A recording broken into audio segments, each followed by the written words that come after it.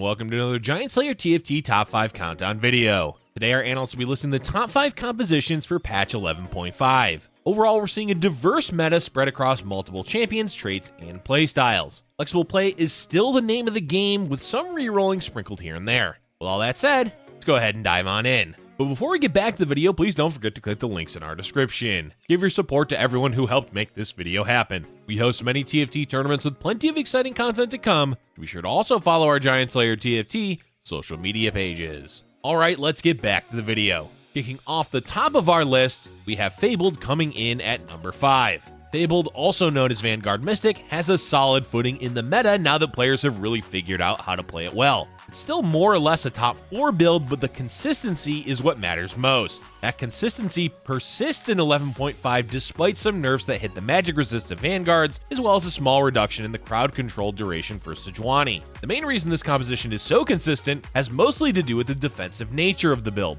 Vanguards are hard to kill, especially with their own built-in magic resist on top of the resist provided by Mystics. Eco is reliable enough as a damage dealer and survives a long time if you pick up items like Hextech Gunblade and Hand of Justice. Layered onto all of that is the crazy amount of potential crowd control the composition has with Sejuani, Aatrox, Ornn, and Cho'Gath.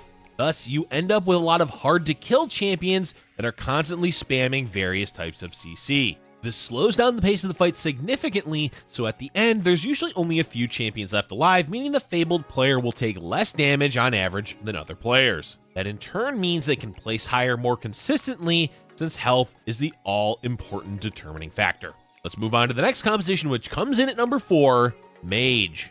Mage is a broad term as it encompasses several different comps. At the core of these different builds is Aurelion Sol, as he's the main carry for all of them, with a few exceptions, like when a player hits a Veigar 3. But when you hear mages, you're immediately going to think Aurelion Sol, so whenever a player ends up with him as the main carry, it's safe to say that that player is playing mages. In terms of what variations are most viable, well, it really depends on what you're able to hit. There's 7 mages, which goes all in on damage and seeks to hit any 3 for a stronger frontline. Elderwood is quite common as it provides an actual frontline for Aurelion to hide behind. Even Vanguard serve that purpose well, as they usually have a good amount of crowd control if you can secure Sejuani and Aatrox. At the end of the day, what matters most is Aurelion Sol with at least 3 mage. Without that, you're not getting nearly as much damage out of an Aurelion. Of course, he's also tossed into Dragonsoul comps without being the main damage dealer, though it's also common to just use mage for those builds as well. It's also important to have strong items on Aurelion if you're wanting to play mages. Shield Gauntlet is easy the best item for him since his spell does AoE damage and cast twice with Mage, meaning it has multiple chances to crit. Besides that, it helps a lot in keeping Aurelion Sol alive if you have some type of health utility item. Hand of Justice is an all-around solid choice, but Hextech Gunblade is commonly used since it heals for a lot and overhealing provides a shield. All in all, with the meta focus towards flexible play, it's no surprise to see mages doing well as a top comp. Up next, we have a newcomer on the block, with Keepers coming in as our number 3 comp. Yep, we've got a new build that rose up near the end of 11.4, Keepers. There have been times in previous metas where we saw Keepers doing well, but they've never been a main focus of a comp. But with buffs to Kennen in 11.4, we saw the build gain a lot of traction to where it is now a mainstay of the 11.5 meta. The trait did receive a minor nerf in 11.5, but so far, players seem unfazed by the change. So what is the composition? There are several variations, but at the core, the build revolves around Xayah as the main carry, with Kennen serving as a secondary damage dealer and partial frontliner. Beginning with those two, you can aim for a 4 keeper build or 6. Both variations are viable, with 6 being the most common. Rakan and Jarvan will be filler keepers, while Elise sits in during the early and mid game until Azir is available later on. In order to hit 6 keepers, you will want a chosen keeper, since Azir is hard to find until the late game. Elise is one of the best early game chosens, as you can use her to also play Cultist early, which is a great starting comp to transition from when playing keepers. Jarvan and Rakan are both alright choices, though finding them early is preferable. But Kennen and Xayah are ideal choices for your chosen, since both of them are your main source of damage for the build. Besides the keeper champions, you're going to commonly see another Executioner for increased damage output for Xayah. From there, it's all about crowd control, with Sejuani, Aatrox, and Ornn being the best choices. Ornn in particular is great since he serves as a third Elderwood with Xayah and Rakan. The other aspect of this build has to do with items, as Kennen has rather specific requirements. Guardian Angel is a must-have to keep him alive long enough to get multiple casts off, and Morellonomicon adds a good amount of damage and utility. Xayah, on the other hand, is flexible. The most common items on her are Double Hand of Justice and Guardian Angel. Overall, the goal when playing this comp is to buy time for Xayah to clean up the board. The Keeper Shield prevents your board from being wiped out early, which buys time for all the crowd control effects to go off. Lastly, keep in mind this is, for the most part, a top 4 comp. It can place in the top 2, but you will need at least a Kennen 3 to do that. Moving away from the new, let's go back to good old reliable Kayle coming in as the number 2 composition. Not much needs to be said here. Kayle Executioner is still a top tier composition in the current meta. Kayle is just so reliable as a carry that when you have the option to play her, it's generally worth it. The core composition hasn't changed much, as you want at least 3 Executioner, maybe 4 if you find it chosen. Divine is currently added both as a frontline option, but also to boost the damage and survivability of Kayle. Beyond that, you can toss in splash traits like Spirit or Siphoner. And of course, any frontline champion with crowd control is great, like Sejuani or Aatrox. As for variations of the build, well, you can really play what you want as long as you have a Kayle 2 with Executioner. Make sure you're running at least 1 Divine for the trait, and that's really all you need. The most common variation is when you have a Spatula to turn Kayle into a duelist. This allows you to easily add in champions like Jax and Lee Sin, which opens up the door for 4 duelist or Divine. At the end of the day, Kayle is really not the most flexible of champions. She requires specific items and needs to be 2-starred to reach her full carry potential. But if you can find a Rageblade, RFC, and Quicksilver, hit a quick 2-star Kayle, you're going to be sitting in a good spot to finish in the top 2.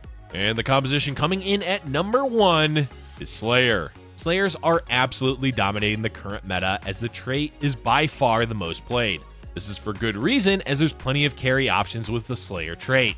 Olaf did fall off a bit after the Runins change, but he's still an amazing carry along with Tryndamere and Samira. Even Zed has a place in the meta, albeit far less than he used to.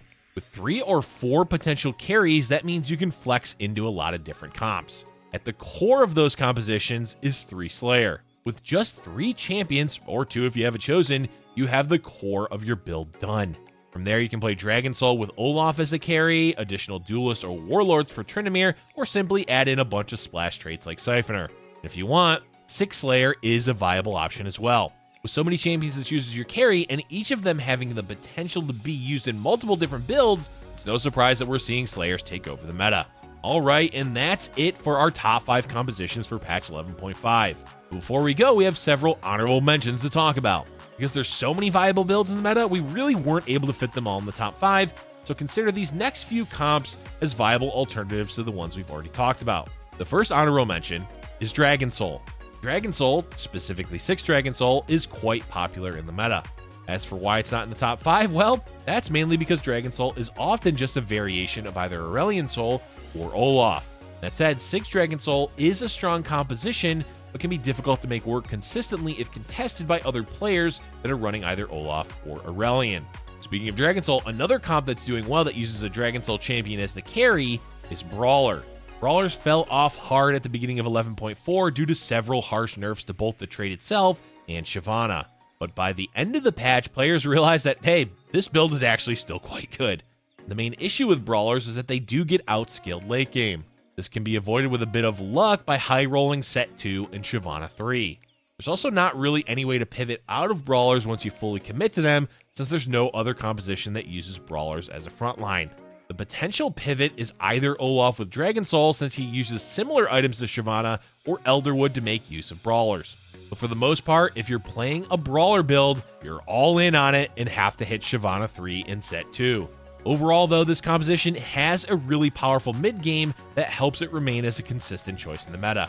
Our next honorable mention is Sivir. Sivir's been doing well since 11.4, but falls short of top 5, mainly due to a lack of consistency. In order to truly do well with this build, you need a 3-star Sivir with strong items. Even then, though, it may not be enough, as Sivir can struggle to do well against hard-to-kill frontlines, especially if you're not able to secure a Last Whisper for her. On the plus side, there's more than one way to play Sivir as the carry.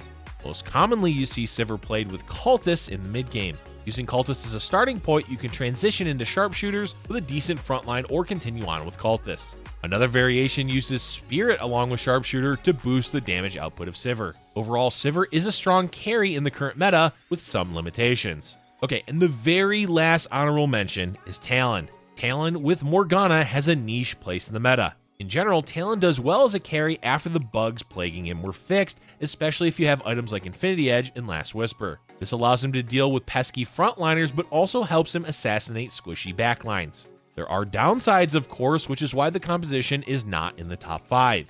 Mainly that clumped up defensive builds are difficult for Talon to get any purchase. Keeper shielding prevents Talon from resetting, and Vanguard Mystic can be balled up to protect Nico. So look to play Talon compositions against lobbies that you have an easier time sniping the backline, like against 7 mages or Kayle builds. Otherwise, it may be a better idea to pivot and do a different comp. And that's going to be it for today's video, folks. There are so many viable compositions in the meta that we could honestly add even more builds to our honorable mentions. But we don't want to drag this video out too long, so we'll end it at just 4 along with the top 5. If there's anything to take away from the current meta, it's that playing flexible will be rewarded, so don't get caught up on forcing only 1 or 2 comps. Let us know in the comment section below what compositions you've been climbing with, if there's any we missed on our top 5. Thank you for watching, and if you're enjoying our content, be sure to hit the like button and subscribe for future Giant Slayer TFT videos.